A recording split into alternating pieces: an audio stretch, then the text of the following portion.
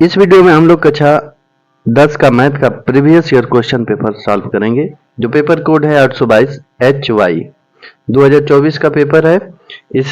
इस पेपर का बहुविकल्पी प्रश्न को सॉल्व करवा दिया गया है और इस वीडियो में हम लोग क्वेश्चन नंबर 1 और क्वेश्चन नंबर 2 के जितने भी क्वेश्चन दिए गए हैं उनको सॉल्व करेंगे। तो देखिए स्टार्ट करते हैं। इससे पहले 2024 के 3 सेट को सॉल्व करवा दिया गया है। ये चौथा सेट है 822 HY और 2025 के जितने भी क्वेश्चन पेपर दिए गए थे उनको भी सॉल्व करवा दिया गया है। उनके लिए अलग से एक प्लेलिस्ट बना दिया गया है, वहां पर आप लोग जाकर देख सकते हैं। आइए शुरू करते हैं क्वेश्चन नंबर 1 यानी खंड ब का क्वेश्चन नंबर 1 सभी खंड कीजिए। देखिए पहला क्वेश्चन दिया है क्वेश्चन नंबर 1 का ए, यदि दो संख्याओं का अंतर 26 है तथा एक संख्या दूसरी संख्या की 3 गुनी है तो संख्याओं को ज्ञात कीजिए। इसको सॉल्व करेंगे।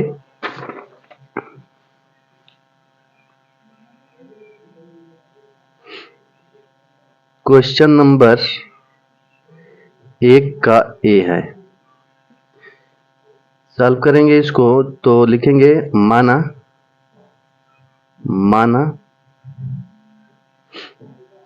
पहली संख्या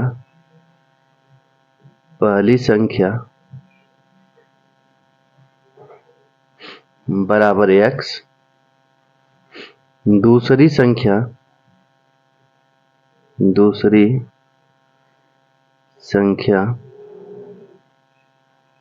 y।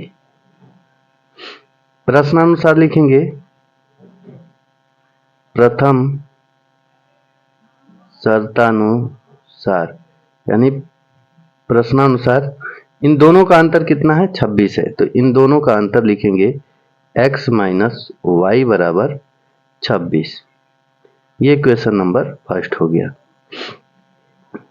अब यहाँ पर देखिए दिया है कि एक संख्या दूसरी संख्या की 3 गुनी है, तो लिखेंगे यहाँ पर द्वितीय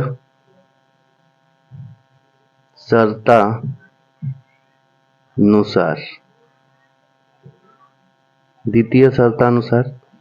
एक संख्या दूसरी संख्या की 3 गुनी है यानी कि x 3y हो जाएगा। एक संख्या दूसरी का 3 गुनी है, तो यानी कि एक संख्या दूसरी संख्या की 3 गुनी है, तो दूसरी संख्या की ये 3 गुनी है, तो इसमें 3 का गुणा करेंगे तो ये बराबर हो जाएगा। अब ये लिखते हैं समीकरण नंबर 2। अब इस समीकरण नंबर 2 यानी x बराबर 3y समीकरण नंबर 1 में रखने पर लिखेंगे x का मान समीकरण 1 में रखने पर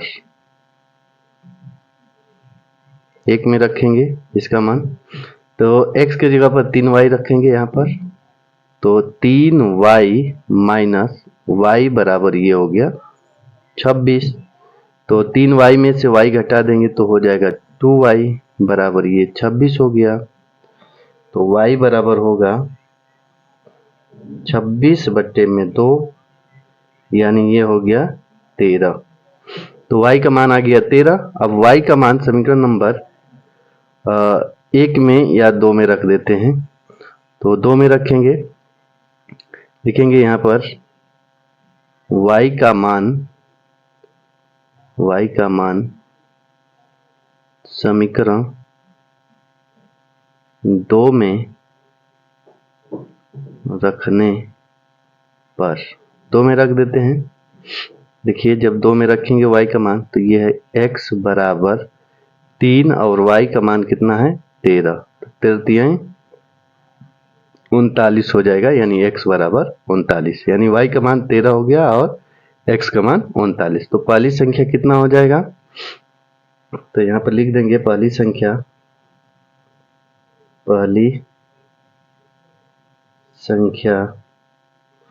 बराबर x है, तो x का मान कितना आया है 39, तो ये 39 हो गया। और दूसरी संख्या लिखेंगे दूसरी संख्या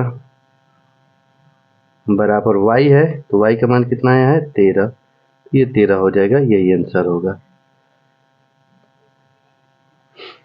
आइए दूसरा क्वेश्चन देखते हैं।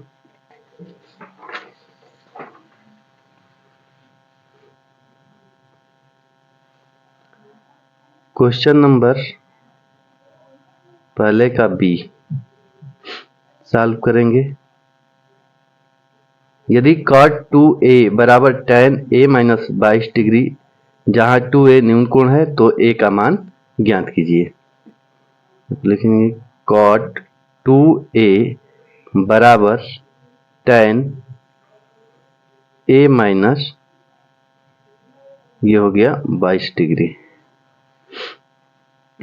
तो a का मान ज्ञात करना है। अब देखिए यहां पर tan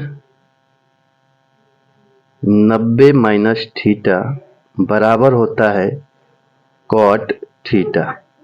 अब यहाँ पर देखिए थीटा का मान यहाँ पर कितना है 2 थीटा है, तो यहाँ पर लिखेंगे tan 90 माइनस 2a बराबर cot 2a। थीटा का मान कितना है 2a, तो थीटा की जगह पर 2a लिखेंगे बराबर cot 2a। तो cot 2a को हम लोग लिख सकते हैं tan 90 माइनस 2a, इतना लिख सकते हैं। तो cot 2a की जगह पर लिखेंगे tan 90 माइनस 2a बराबर tan a माइनस 22 डिग्री, ये हो गया। अब देखिए यहाँ tan यहाँ है, tan यहाँ है, तो tan ये बराबर है, तो इसका कोण भी बराबर होगा, यानी कि 90 माइनस 2a बराबर होगा a माइनस 22 डिग्री। अब यहाँ से हल करेंगे तो 2a को उधर कर दें और 22 को इधर करेंगे, तो ये 90 और 22 इधर आएगा तो 22 प्लस में हो जाएगा, और a और ये उधर जाएगा तो प्लस 2a हो जाएगा। अब इसको जोड़ेंगे तो 9 0 और 2 2 होगा, 9 2 11 बराबर ये हो जाएगा 3a। अब इसको सॉल्व करेंगे तो सीधा लिखते हैं 3a बराबर 112, तो a बराबर हो जाएगा 112 बटे में 3।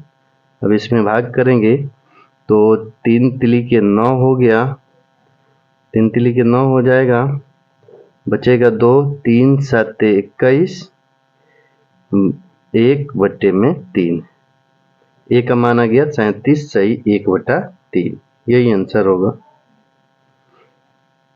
आइए अगला क्वेश्चन देखते हैं।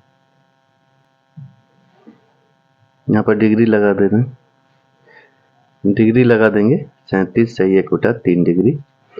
अब यहाँ पर क्वेश्चन नंबर सी देखते हैं। सिद्ध कीजिए कि रूट में 2 एक अपरिमेय संख्या है। सॉल्व करेंगे।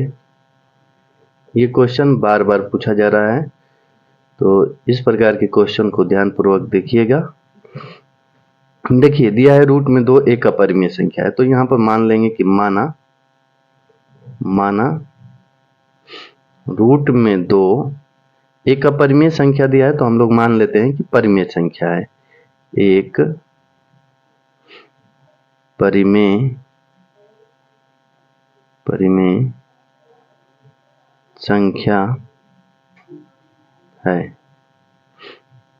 जब ये परिमेय संख्या है तो रूट में 2 को हम लोग p/q के फॉर्म में लिख सकते हैं, जहां p व q सह-अभाज्य संख्याएं हैं और q 0 के बराबर नहीं है, q 0 के बराबर नहीं है। सह-अभाज्य संख्या मतलब कि p और q में एक और स्वयं के अतिरिक्त कोई उभयनिष्ठ गुणनखंड नहीं होगा, यानी कि ये किसी अन्य संख्या से नहीं कटनी चाहिए।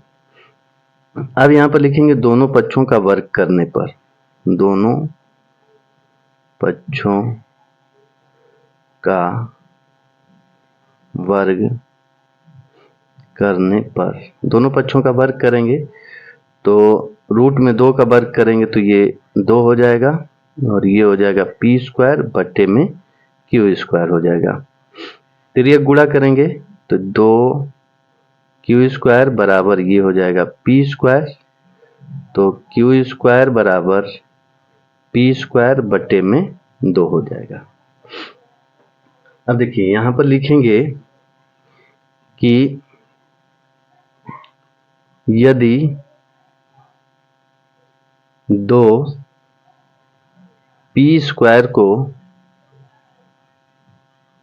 विभाजित करता है तो 2 पी को भी विभाजित करेगा, क्योंकि देखिए पी स्क्वायर को विभाजित 2 कर रहा है तो पी को भी विभाजित करेगा। अब यहां पर लिखेंगे इसका मतलब ये हो गया कि पी के अभाज्य गुणनखंड में 2 अवश्य होगा। पी के अभाज्य गुणनखंड में कम से कम एक उभयनिष्ठ गुणनखंड 2 अवश्य होगा। तो हम लोग पी को लिख सकते हैं, तब हम लोग पी बराबर 2 और जो 2 के अलावा जो अतिरिक्त उभयनिष्ठ गुणनखंड आएगा उसको हम लोग मान लेते हैं सी है, यानी पी बराबर 2c, जहां सी कोई पूर्णांक है या एक पूर्णांक है, एक पूर्णांक है। अब P बराबर 2c समीकरण नंबर 1 में रख देते हैं, इसको 1 मान लेते हैं। तो 1 में रखने पर तो P बराबर या P का मान समीकरण 1 में रखने पर 1 में रख देते हैं।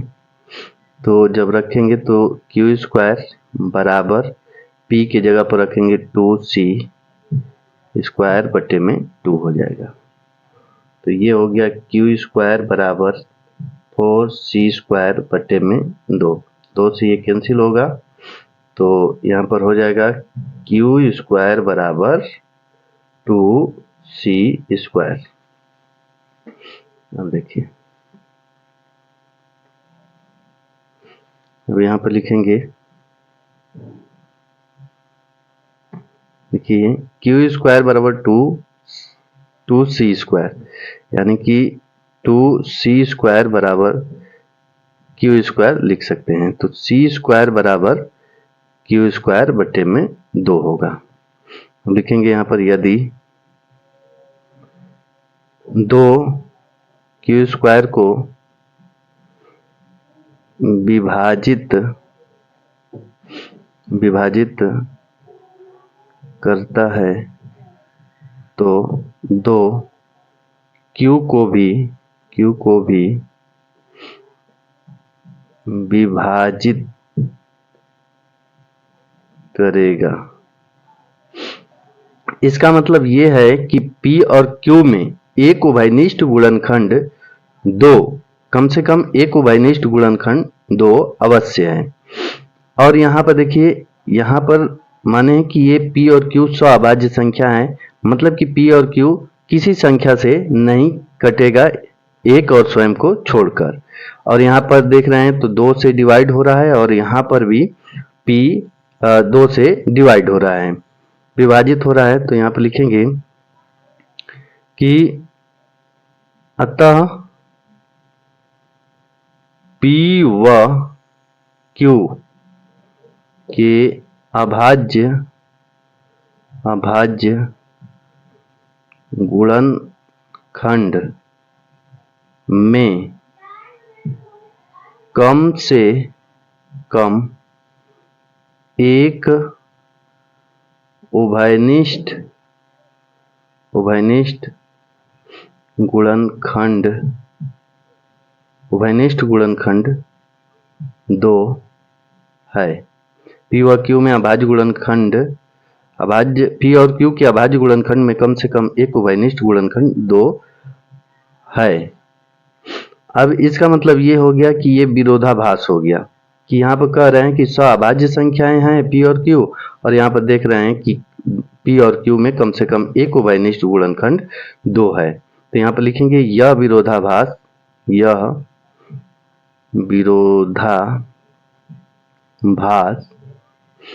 हमारी गलत कल्पना के कारण गलत कल्पना के कारण हुआ है। अतः गलत कल्पना के कारण हुआ है कि यहाँ पर मान लिए हैं कि पी और क्यू रूट में 2 एक परिमेय संख्या है। ये मान लिए हैं कि रूट में 2 एक परिमेय संख्या है। अतः यहाँ पर लिखेंगे अतः रूट में 2 एक अपरिमेय संख्या है। इतना प्रूव करना था। ये 2 नंबर में क्वेश्चन दिया हुआ है। आइए अब अगला क्वेश्चन देखते हैं। अगला क्वेश्चन है question number D. Question number पहले का डी। सारणिक का माध्यिका ज्ञात कीजिए। सॉल्व करेंगे। माध्यिका ज्ञात करना है तो लिखेंगे वर्ग अंतराल दिया है तो लिख लेते हैं वर्ग अंतराल हो गया।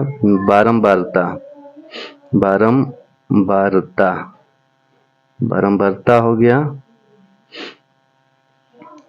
इसको लिख लेते हैं 0 10 10 20 और 20 से 30 30 से 40 40 से 50 और 50 से 60। बारंबारता दिया है ये 7 8 5 20 13 और 7 दिया है।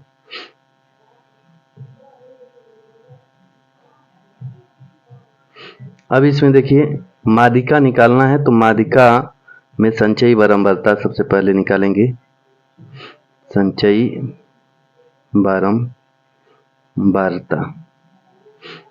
बारंबारता निकालते हैं। देखिए संचयी बारंबारता, ये भी सवाल कई बार पूछा जा चुका है। इस तरह के सवाल पूछे जा रहे हैं 2 नंबर में या 4 नंबर में। तो संचयी बारंबारता निकालेंगे। ये 7 है तो 7 यहाँ पर लिखेंगे और 8 7 15 15 में 5 जोड़ेंगे 20 होगा। 20 में 20 जोड़ेंगे तो 40 होगा। 40 में 13 जोड़ेंगे तो 53 होगा और 53 में 7 जोड़ेंगे तो 60 होगा। ये हो गया संचयी बारंबारता। अब इसका योग निकालते हैं। योग n होता है, इसका योग करेंगे तो ये जो 60 आया है उतना ही ये होगा, तो ये 60 लिख लेते हैं। 60 हो गया।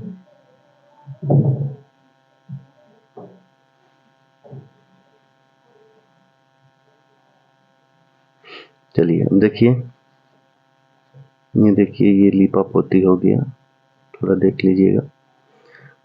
n/2 निकालते हैं। n/2 यानी 60 बटे में 2 तो कितना होगा 30।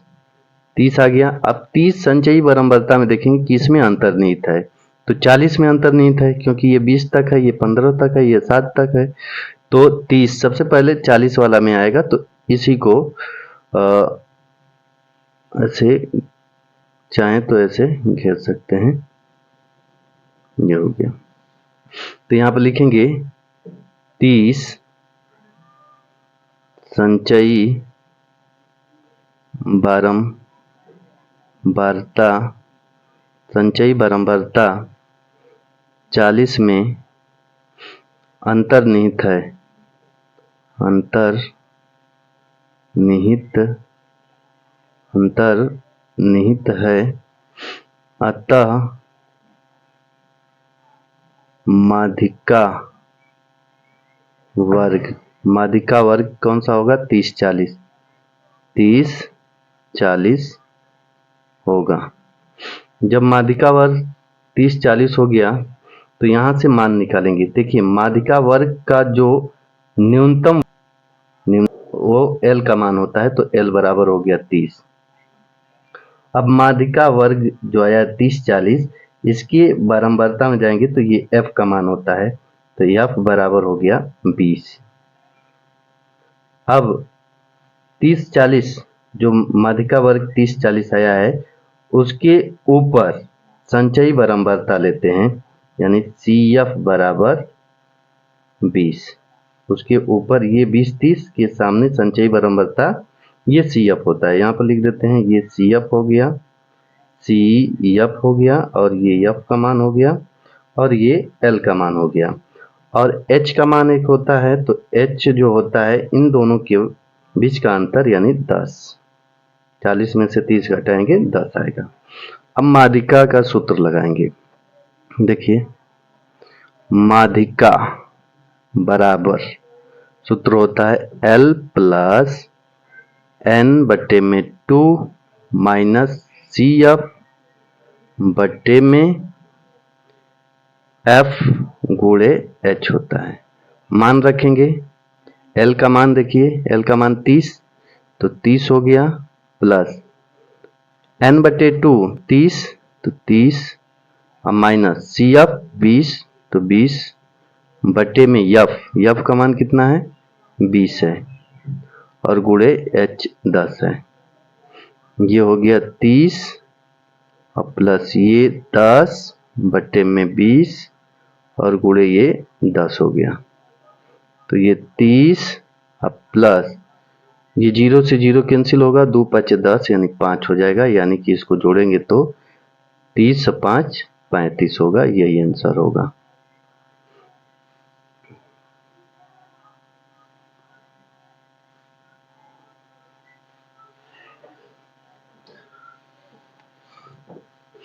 यही आंसर हो जाएगा। आइए अगला क्वेश्चन देखते हैं।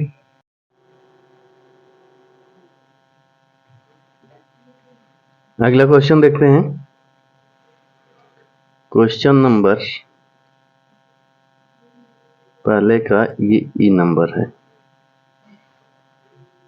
द्विघात समीकरण 4x² प्लस 9x प्लस 5 बराबर 0 के मूल ज्ञात कीजिए। सॉल्व करेंगे इसको। 4x² प्लस 9x प्लस 5 बराबर 0। इसका इसमें गुणा करेंगे तो 20 होगा। 20 का फैक्टर बनाएंगे कि जोड़कर 9 लाना है, तो 5 के 20। यहाँ पर लिखेंगे 4x² प्लस 9 को लिखेंगे 4x प्लस 5x प्लस 5 बराबर 0। अब यहाँ पर 4x कॉमन ले लेते हैं, तो यहाँ पर होगा x प्लस 1, और यहाँ पर 5 कॉमन लेंगे तो ये होगा x प्लस 1 बराबर 0। अब इसमें कॉमन लेंगे तो ये होगा x प्लस 1, और ये हो जाएगा 4x प्लस 5 बराबर 0। अब यहाँ पर लिखेंगे यदि x प्लस 1 बराबर 0 हो तो x बराबर -1 होगा। और यहाँ पर लिखेंगे यदि 4x प्लस 5 बराबर 0 हो तो 4x बराबर, इसको उधर करेंगे तो -5 होगा, और x बराबर -5 बटे में 4 होगा। तो x के दो मूल हो गए, यानी द्विघात समीकरण के दो मूल, x बराबर -1 और x बराबर -5 बटे 4। यही आंसर होगा। आइए अगला क्वेश्चन देखते हैं। क्वेश्चन नंबर पहले का F, क्वेश्चन नंबर पहले का F है। सॉल्व करेंगे। 1 सेमी व्यास वाली 8 सेमी लंबी तांबे की छड़ का आयतन ज्ञात कीजिए। देखिए व्यास कितना दिया है, व्यास बराबर 1 सेमी, तो त्रिज्या कितना हो जाएगा, त्रिज्या r बराबर 1/2 सेमी हो जाएगा।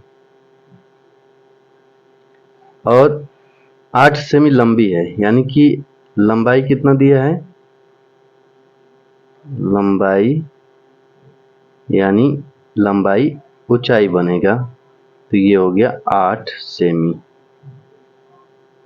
तो छड़ की तांबे की छड़ का आयतन ज्ञात कीजिए। देखिए मान लीजिए कि ये तांबे की छड़ है, तो जिसकी आकृति को देखें तो बेलन आकार का ये होगा। तो ये 8 मीटर लंबा है, 8 सेमी लंबा है, यानी ये h का मान हो गया। इसका व्यास दिया है 1 सेमी, तो त्रिज्या इसका आधा हो जाएगा, 1/2 सेमी हो जाएगा। तो तांबे की छड़ का आयतन देखेंगे, तांबे की छड़ का आयतन बराबर बेलन का आयतन, और बेलन का आयतन क्या होता है, पाई आर स्क्वायर एच होता है। पाई का मान रखेंगे 22/7 गुणे आर स्क्वायर, आर का मान 1/2, 1/2 गुणे 1/2 स्क्वायर है तो 2 बार लिख देंगे। ऊंचाई कितना है, 8 है, तो 8 लिख देंगे। अब गुणा करेंगे, इसको कटा देते हैं, 11 हो गया और ये 4 हो गया, तो 11 44 हो गया, 44/7। अब इसको भाग करेंगे तो 7×6 42 दशमलव 2 बच गया, तो 7 दूना के 14, 7 दूना के 14, 6 बच गया तो 7 8 56, 6.28 सेमी क्यू होगा। आयतन है तो क्यू आएगा, यही आंसर होगा। तो क्वेश्चन नंबर 2 को अगले वीडियो में सॉल्व किया जाएगा। तो मिलते हैं अगले वीडियो में।